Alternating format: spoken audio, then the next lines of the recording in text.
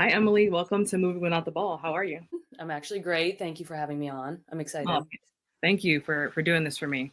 So just want to start by talking about like the state of women's basketball. There's a lot of things happening. WNBA is expanding. We got a lot of rookies coming into the league. So what are your thoughts? What are you excited about as a former player? I mean, excited about everything. I don't know who wouldn't be excited. I feel like everyone is finally bought into this basketball culture that has been very up and coming.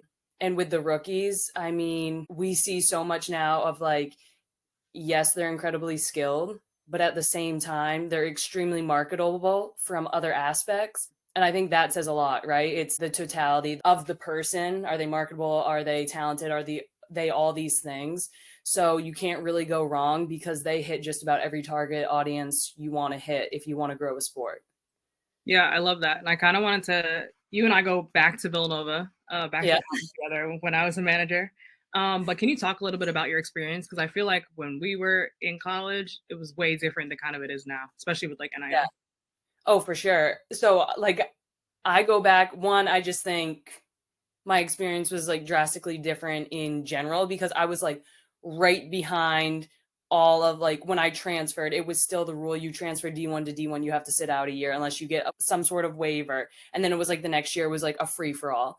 But yeah, even with NIL, like me being on the coaching side, like when I was at Arizona as a GA, right? And we're having all these visits. One, the amount of money we put into them is absurd. But two, then you're talking about like, oh, how much can we pay this player to get her to come here or using donors and their money in like me, I initially thought like, we had Jalen Brunson at Villanova. And when I think of NIL, I'm like, oh, he's like, yeah, he deserves to get paid for his name is everywhere around campus. He deserves to get paid for all those jerseys that are sold or all the slogans or whatever it might be.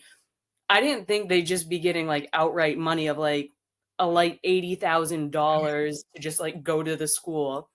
So I think there is so much that is different. I think maybe NIL was launched a little prematurely.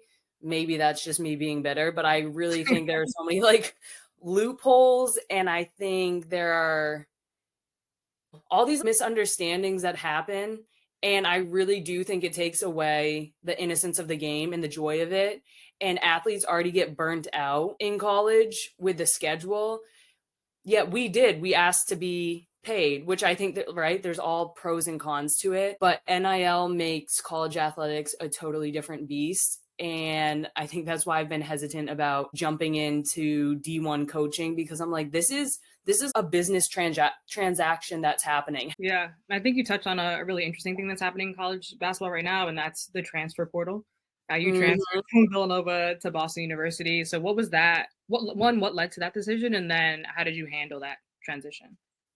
Yeah, so it's interesting because I think a lot of kids now, and I shouldn't really speak for other people, but from what I've heard other people transfer for and what I've personally seen, a lot of it comes down to whether it's like playing time or now with NIL, they're not getting as much money as they want. By the end of my redshirt freshman year at Villanova, I was starting. I could tell people, I don't necessarily think I deserve that position, but I had it and I was grateful for it, right? Not to say I didn't put in the work, but it was just, I was still figuring things out as a first year. The other thing is, it just was a culture that I wasn't ready for. My AAU program was drastically different. And I also wasn't great about handling change at the time. Coming from like a small town, I knew everybody knew me. I went away from home and it was drastically different. But at the end of the day, I had gone into our academic advisor and I said, my biggest fear is I become a worse person being here. It wasn't even about like being a worse player. And I said that to her, and she kind of like looked at me like I had eight heads. When I said that, I kind of already knew what I needed to do. I'd only ever viewed myself as an athlete and what that meant. Like, heck, I wasn't really even going to classes when I was at Villanova. So I knew I needed to transfer. Again, how these other athletes are looking at themselves from this holistic standpoint. I needed to view myself as Emily, the person first, and all these other different like parts of me that I could add. I ended up doing that, which again, I say I hate change, but I chose change. And it definitely was for the better, but it was not at all an easy road. And like there are still times where I look back and I'm like, no, I definitely should have stayed at Villanova. I don't know why I did that. It would have been so much easier. And then my mom, like being the wise lady she is, she's like, Emily, like just because you don't necessarily like how everything turned out and your basketball career didn't go the way you wanted it to go, like who's to say if you had gone back and you had stayed at Villanova, it would have been any better, right? She's like every path you take has inevitable hardships. It's just how you deal with them and how you go forward. So I always have to remember that. But I don't know, I talked a lot to Jana about it, and I think the fact that I got to have her as a teammate for 2 years was something that was priceless. So it's all in what you take from it, right? It's like it is what it is, but it's what you make of it type situation. So long-winded answer. No, I appreciate that. And so you talked about it being, a little bit difficult going to a new school and just thinking about was this the right decision? Yeah. What's better about the situation? This isn't great, but this aspect of my experience is better. What kind of adjustments did you feel like you needed to make, and how did it affect you mentally and as you attempted to, continue your basketball career? Yeah, I mean, it was worlds different, right? Like, being there at practice every day, like, what it was like. And I like to think Harry and I had a good relationship, but like, Harry's just a unique guy, and he's different than the coach I had at BU, who like Harry was there for like what 42 years, and Coach Mo was just hired as a head coach. So you have this older male, and then you go to this younger female who are just drastically different people. That in and of itself was like a bit of an adjustment. And it was good. Like Harry, I don't know, playing for him, playing at that level, I got used to not showing much emotion, which was kind of good. Like it was just very even keel. But then playing for a coach who wanted you to show emotion because it was passion, it showed you cared. Like that part was difficult, but even all of that aside, BU being an academically rigorous school, my coach was on us all about you have to show up to class, you have to sit in the front row, you have to like actually look like you got dressed with the lights on and looked in the mirror before you walked out of your dorm room. She was very much of like being presentable, and you have to think about your future and the job opportunities. You can't be going just in your sweats and look lazy and like you don't care. And she would know if you went to class. I mean, like I had to tell her about like my papers that I needed to get signed for my learning disabilities when I didn't have to say a word at Villanova. Like I could just kind of handle it myself or figure it out myself. On top of that, transferring in was difficult because you're in a certain grade academically, but you didn't come in with that group. You came in with the freshmen, but you're still on your own. So you're floating in between. Of course, you're going to be close with your teammates, right? You spend so much time with them, but it just for a while, like never really felt like I kind of like fit into a certain area. I felt like a little bit of a floater. Plus, I didn't get my waiver, so I couldn't play that year. So I transfer. I find out I have an injury. I find out I can't play. I'm actually having to go to classes and like show up and do the work. And I just remember being so overwhelmed walking back. I had all these different meetings and like walking down Comm Ave in Boston, like had my first panic attack. And at first, like being an athlete, right? I'm like, Emily, we are walking on a sidewalk. Why are we out of breath?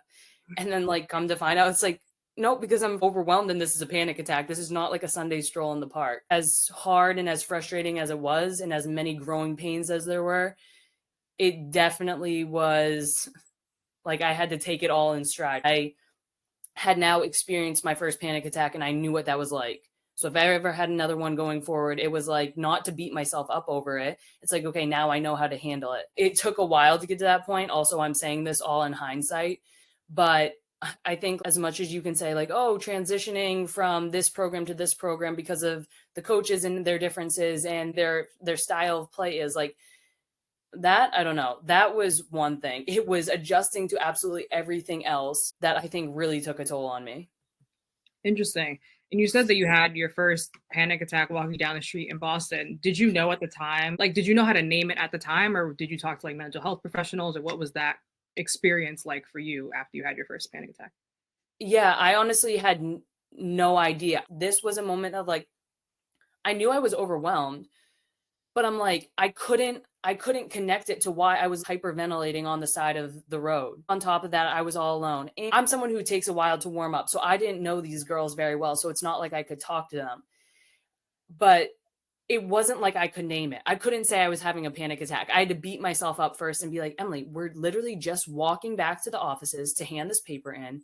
Like, we act like we haven't worked out before in our life? Like, that's like literally what's cycling through my head, as opposed to giving myself grace and be like, okay, let's like take a quick second, pause, and everything's going to be okay. We're overwhelmed right now. Like, right? Like, I just had a therapy session the other day, and she was very good about like, feelings and reactions do not have to go together. Like, we often pair them together, but she goes, you can feel what's happening as opposed to reacting to it. And it sounds so simple, but like when you break it down that way, I feel like I've only seen two extremes really in my life of like overreacting to something that's happening or like suppressing and not reacting at all. So it was very much a moment of like, again, like my childhood and how I grew up was now coming into play. And it was not just about me as a basketball player, it's about everything else that has shaped me. Yeah, I think that brings up a really interesting point, and I was going to ask you about kind of after leaving BU and transitioning out of being an athlete full time, like what was that experience like for you? Because I know in my experience, having worked with obviously the women at Villanova, but also beyond that, working with other athletes, it's a big thing about identity. And you Yeah. think about who you are as an athlete versus who you are as a person, and how do those things work together, or maybe not, right? Yeah. At a certain point in Yeah. your life. So, what was your kind of experience like? I honestly like to think that I had an easier transition out than most people, right? So I go to Villanova, I stay there for 2 years. I have Harry while I'm there. I transfer to, mind you, I redshirt my freshman year there, play my second year, transfer my second year, D1 to D1. I have to sit out then. So then I don't play again. I have a coach that I love who's there at the time at Boston. She does so well in her first 3 years that she's there that she then gets hired at Wisconsin. We bring in another coach, and I don't get along as well with her. Like, Coach Mo was very much a player's coach in terms of like, she could read you like a book. Like, so when anyone came into practice, she's like, oh, how are you? And sometimes you'd be like, fine. And you were fine. And other times you'd be like, fine. And she's like, yeah, that's a lie. So let's try this again. How are you actually? And it's like, to have a coach like that, right? Like, really invest in you, take the time out of their day. It seems small, but like, it's those moments that make you feel like a human. So I had her, felt like I was able to talk to her about a bunch of things. She helped me through those really tough times. She's someone who became like family.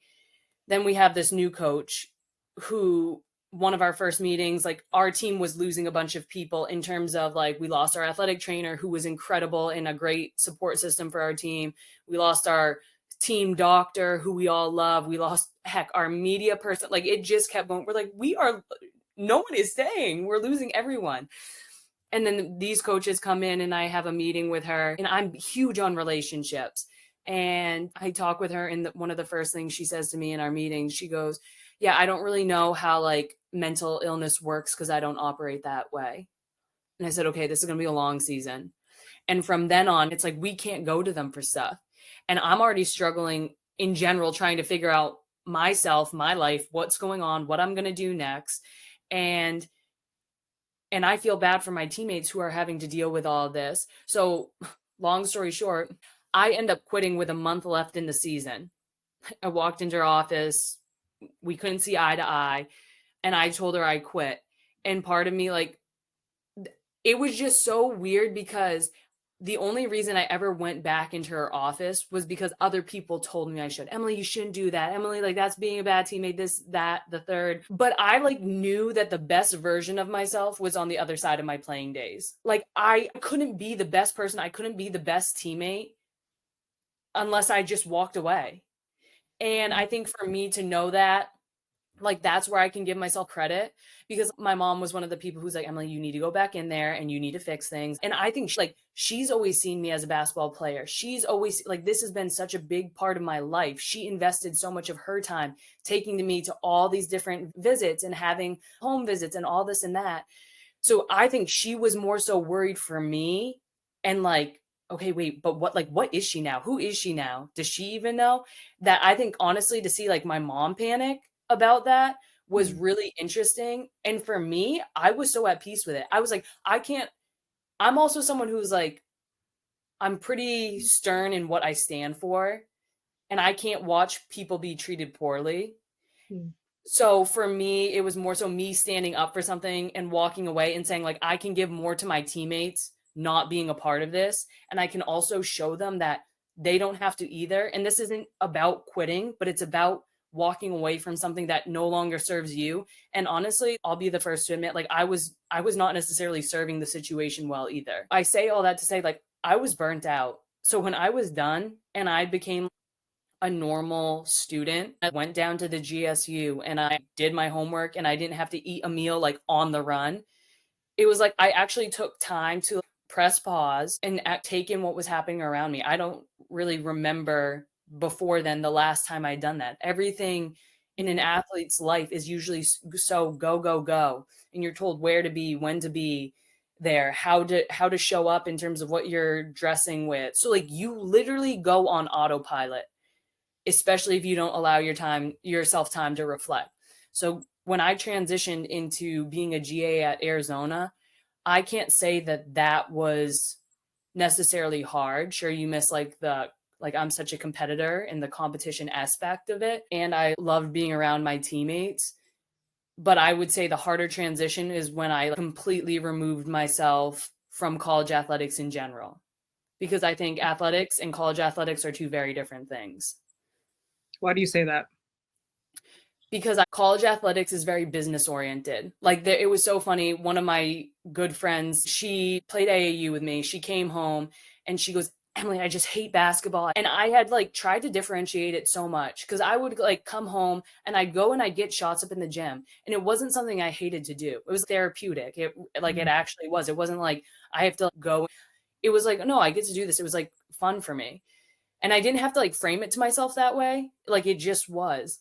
And I said to her, I go, you don't hate basketball. Like you came in here with a smile on your face to play. You hate college basketball. Like there's such a big difference because it's so structured, it's so routine. And again, this is when everything's starting to shift into NIL and to the transfer portal, right? And it becomes a little bit more cutthroat and a little bit more business oriented. And I'm like, that's never what, like when I think back to the games where we had the most fun. And when I think back to certain AAU things, I'm like, what was the difference about it? It was like, because you were literally just playing to win. You weren't playing mm. for any social media reason. You weren't playing to prove someone, like, right? It wasn't to get your NIL money up. It wasn't for this or that. It literally was just like the pure innocence of competition and what that stands for. You didn't have to really think about anything else. So I always say that's kind of what happened to me is like I fell out of love with college athletics in general because I've seen what great coaches can do and I've seen what not so great coaches can do, and to see the trajectory of you can put a player's life because of that, I'm like, that's that's terrifying. I think that's one of the other reasons like I'm hesitant to get into it because they're so impressionable, whether they realize it or not. I want to do in the future is create something where it's like you figure out who you are before you're told who to be. Like that should give you the ultimate confidence. That's really powerful. Was there a moment you talked about you realized that you could be a better person, you could be a better friend to your teammates, not being one essentially? Was it like one thing? Was it the culmination of things? Like, what was that for you? It was definitely a combination of things. When I would leave practice mad just about every other day, I remember sitting in my room one day after a class and I'm like, it is a blip in my day. Like of if we're thinking about my whole day. Practice is like it takes up this much time. I only have to deal with these coaches for this much time. And I'm carrying my frustration from practice and my anger into my classes, into the rest of the day. And I'm like, one, that is so unhealthy. But two, I kind of tried to break it down and I'm why do I allow that to happen?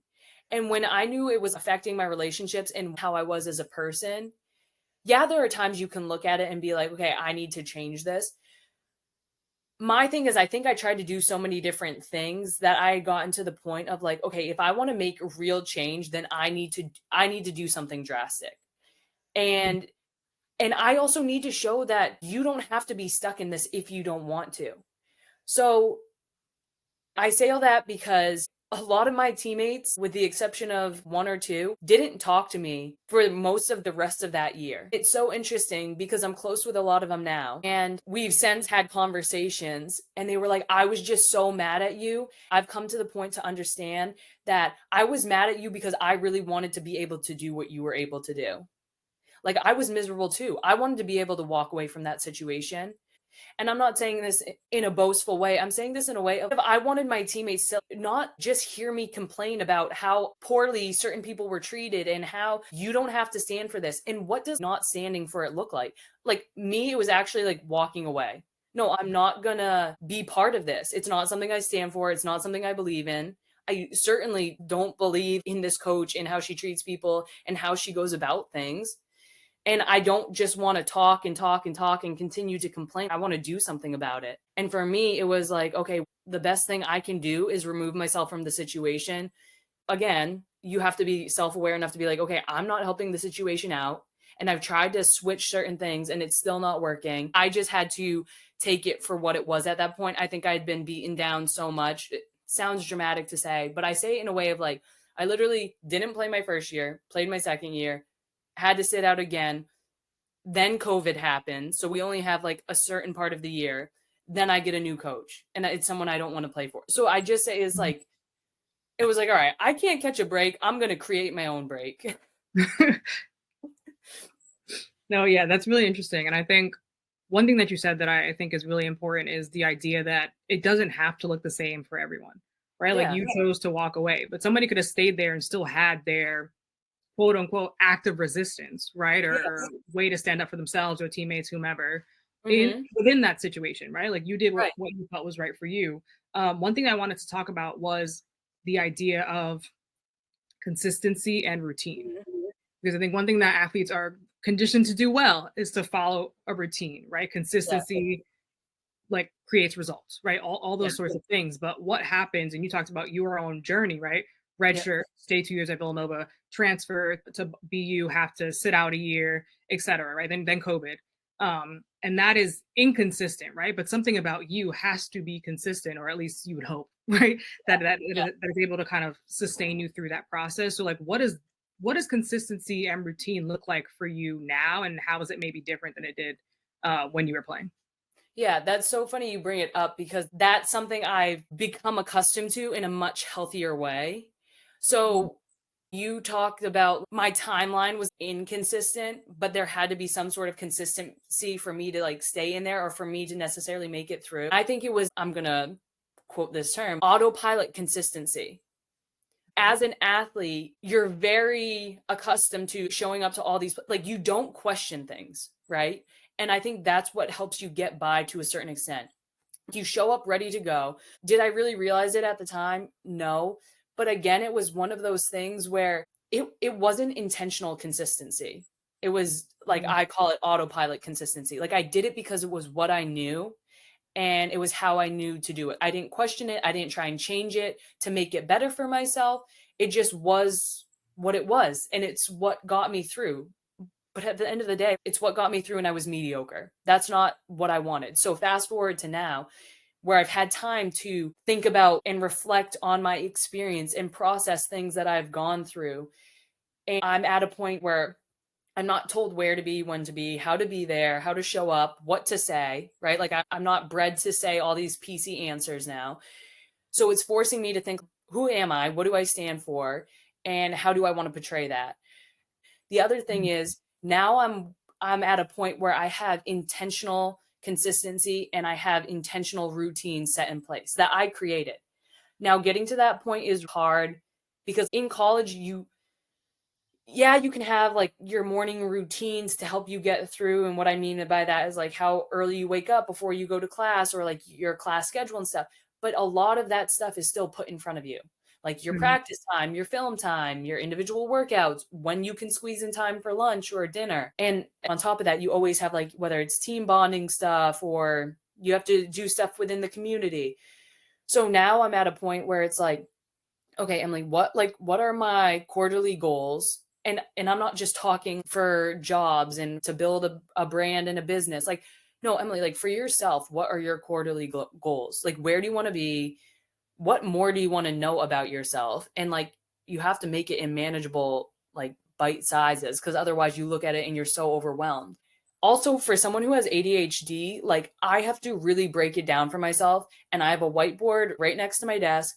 And all it is I break down my weeks because, like, looking way too far ahead, I'm like, "Oh, okay, wow, this is a lot to process right now." So for me, it's planning out my weeks, putting things in there, and then I try and start my morning the same every single day of like wake up at the same time.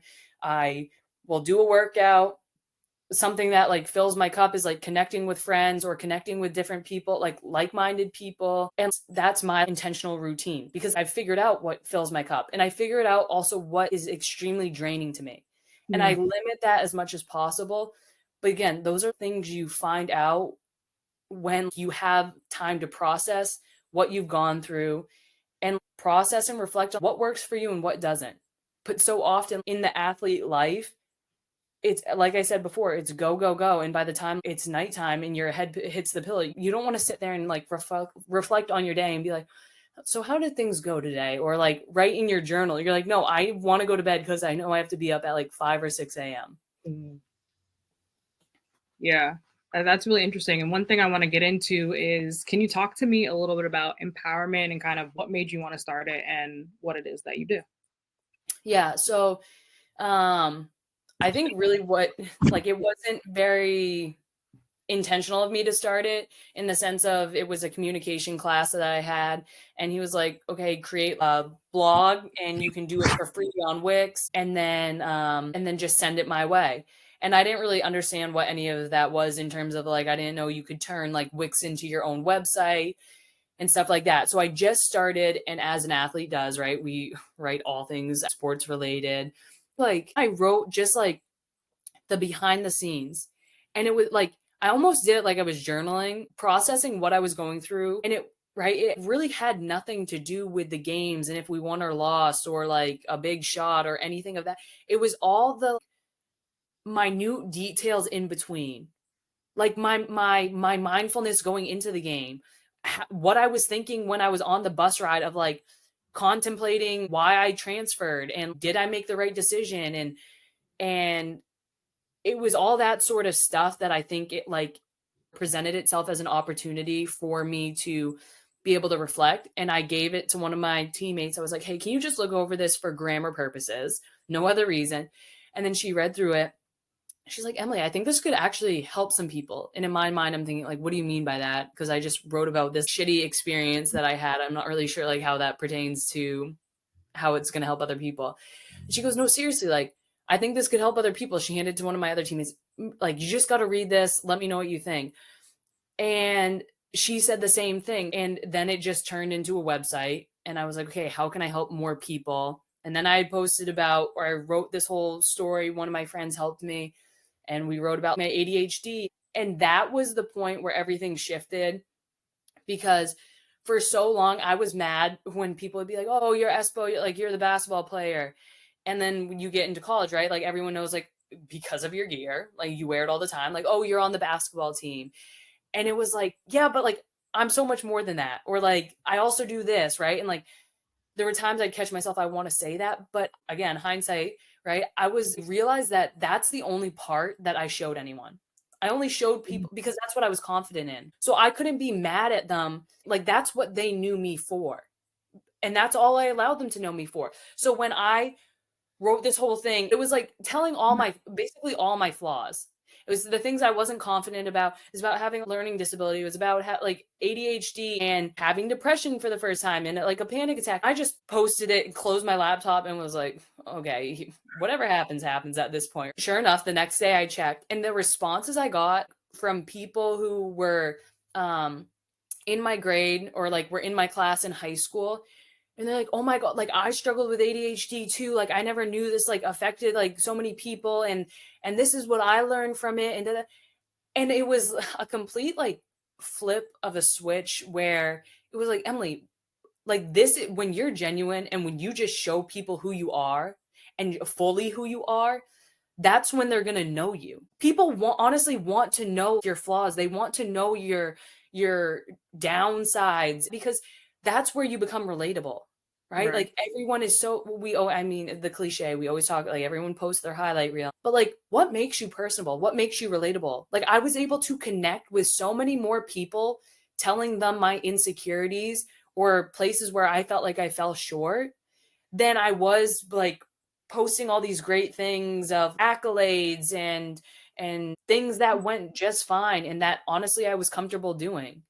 Um and I would say like to really anyone, if we can all get to that point, it's going to make a lot of situations more manageable and less scary to face. Yeah, that resonates with me a lot because in the same kind of instance that you only showed like your athlete side to people, I for a long time only showed that like I cared about sports and like that was kind of the only thing that was my personality. Like, and then I came to a point where I'm like, is that actually me? Like, how do I actually feel about this thing? Like, what does that look like? How do I even? Because I think the other hard part is like, okay, it's one thing to recognize something that you haven't been showing to people or somewhere where you could improve or you at least want to improve. It is a whole other thing to actually do it and then show people that. Because one thing that I've been Yeah. struggling with is like, okay, you feel like you've done all this inner work.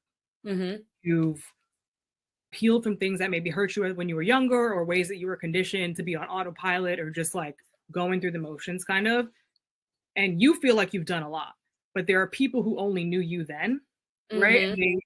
And they're not there with you every day, so they don't see the improvements are not there with you when with the doors closed when you're journaling or doing whatever your routine is, whatever you need to do to get yourself to where you want to be. And it's like, how do you then bridge that gap? Because I Yeah. think that's a whole nother dynamic. Because that's like the next jump that I Yeah. feel like I have to make in my experience. Which, to that point, that's I think what we owe ourselves is to do the work to, and I always say, and I feel like a majority of people say this, to be 1% better every day. Like to me, that's extremely manageable. So I can keep improving. But to your point, I don't think it's necessarily our job to bridge the gap of people following our progress. I think our work is unveiling more of our true self to people every day. I'm in this season right now where it's like I even said this to my mom the other day. I just feel I like don't have that core group of people. Like I know that I have friends that like I can go to and I can count on, but it's so different. So when they talk about Mhm. this like season of loneliness, like God providing me this perfect opportunity to be like, okay, perfect, less distractions. And now you have to figure out what you like. You have to figure out what's important to you, not what your friends are posting, not what they think is cool or awesome at the time or is something worth valuing, right? Yeah. Yeah, that's so interesting because I forget what presser this was, but Candace Parker was talking about she said this thing about like time will tell my story or time told my story. Mhm. Like, she didn't have to really do that. And I think that's kind of what you're getting at there. And I think I actually wrote a piece about like how I feel like you're navigating your 20s is like a snake shedding its skin, right? Except the difference is a snake has a physical thing to show for everything that they've been through. Whereas like Mhm. you are built in, you have one body, right? And there are physical scars, right? From a fall or whatever it Right. is. But the internal ones, people can't actually see. And so Yeah. even the healing of those things, people also cannot see, but you Right. feel like you've come so far. And like people don't recognize it until years down the line, which like not an issue, right? Like it's not their fault or Right. anything like that. But I think like that's a difficult thing to then reconcile and figure out how you navigate life in a new body almost, but everybody Mhm. sees you as the same body. Like it's Yes. weird. That is honestly such a good analogy, and it does make you think about how you show up, right? Yeah. I've been thinking It's about like that a lot. like the best thing you can do because you don't necessarily have something physical to show for it is like show up so boldly that they can't miss it. I think I said this to someone the other day at one of our AAU practices, right? You're living your life based on what other people are thinking of you at all times. So are you really living, right? Like everything is a reaction of what someone else is doing. And so I said to one of the coaches, I'm like, I've been thinking about this a lot. It's so interesting thinking of social media, how prevalent it is, how much it influences these kids' lives, and honestly, a lot of people's lives. I'm like, everybody wants to be noticed, but nobody wants to stand out, right? We crave this idea of notice me, like I want the attention, but I don't want to stand out. I don't want to be the one. Like I don't want to take the first step. I don't want to be the leader. And it's like you can't do that, right? Like you can't even be noticed necessarily when you're in the crowd, right? Like you have to have that courage to step outside of it and be bold enough to say what you think without worrying what other people are going to say about it. I've seen firsthand what these are struggling with right now. And I think that kind of carries forward. So back to empowerment, like what I had said earlier, of like I wanted to create it so that we could give these kids all the tools of like figuring out who they are before they're told who to be. And what does that mean? It's like, okay, what do you value? What do you stand for? And half of them are like, can you give me an example? And I'm like, whoa, okay, we got to start from like, this is groundwork stuff that we need to do. Even what they want their legacy to be. They're like, what do you mean? Like, what's really a legacy? And I'm like, forget, like, I don't want you to talk about like banners, accolades, trophies. No, I'm like leaving what you're a part of right now better than you found it. What do you want your legacy to be? And that's like, such an abstract question that they've never been asked or never had to think about.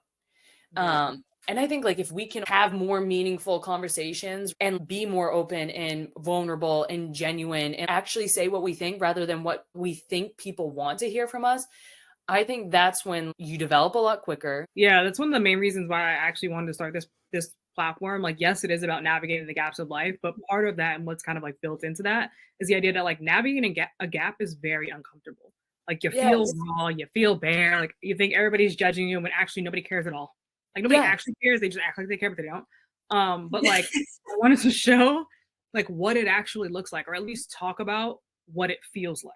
Right. So it Yeah. is that discomfort of like you feel like you're doing all these things, but like you feel like there's a gap between you and other people sometimes, Yeah. right? Or you think because you see the highlight reel that is everybody's Instagram, TikTok, YouTube, whatever, and you don't feel like you have all those things to show, that somehow you are lesser than. It is not Mhm. actually true, but it doesn't take away from the fact that you might feel that way, right? Like Right. I wanted to build this platform to one help athletes because I'm passionate about athletes, right? And I think that identity and how they feel about themselves is really important when they're playing their game, right? The confidence you have in your game is how you perform. But also Yeah. outside of that, like what does that look like for you and how do you feel just as confident without a ball in your hand? Right? Yeah. Like what does that look like for you? How do we help you close that gap for yourself? Or how do we Yeah. help you reach another level? But the same thing for like people like me, like I played sports in like high school and stuff, right? But I didn't play in college, but I still Mhm. have this connection to it. And that's why the metaphor of moving without the ball, like you're creating space, you're finding opportunities for yourself or your Mhm. teammates, right? And you figure out like when your time is to take your shot, right? Yeah. Because the whole time you're planting seeds, setting things up, and it is not always easy, but it is something that is always going to happen, always going to be a factor in life. Is like there's always Yes. going to be a new thing and another level, another gap that you might have, whether it's experience, whether it's you're physically moving to another place. That is a gap, that is a transition that Mhm. you're now navigating, right? Like it is a common thing for all of us. And I think it becomes compounded in your 20s because it's like 10 years of like, I don't know what's happening. But and it feels very chaotic, but it is Mhm. something that is so common and so normal. And I think that we should talk about it. So I wanted to build a space where people could talk about it. Yes, speak through their lens and speak through their experience, but hopefully as you kind of mentioned with empowerment and you starting out writing pieces about your experience, your learning challenges, like you didn't have the goal of like inspiring somebody else or helping somebody else, but it did. Right. And I Mhm. think like the more that I can do that, the more that we can do that, have genuine conversations about what's going on up here and what's going on around us and how those things interact with each other. Cause I think there's a Mhm. lot of things that are happening to us. I think there's a lot of things that happen to athletes, right? Yeah. Without them being consulted. How does that work together? And how do you make sure that you're good? How do you improve yourself? How do you do the inner work to make sure that you're able to navigate situations to the best of your ability? Yeah. First of all, I think that's incredible. The name and the intention and the meaning behind moving without the ball. You think about it in a game, you only see or you people only really notice like the shot that happens, right? Like there is a direct result that comes from it.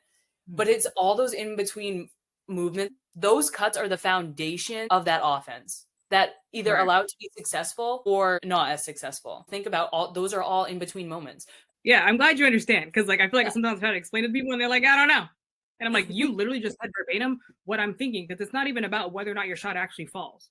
It's Right. what you learn when it doesn't, right? Yeah. Like, how do you adjust? But also, it gives you another opportunity to get a rebound and throw it up again. You get a multitude of Yeah. opportunities, right, to make something happen. And I don't believe in failure at all. I don't think it's a real thing. Right. I like it doesn't exist. Like, it is not real. Like, just because you No. didn't win doesn't mean you failed. Right? Right. Like, what are we talking about here? Because Which failure to me is like a is inaction.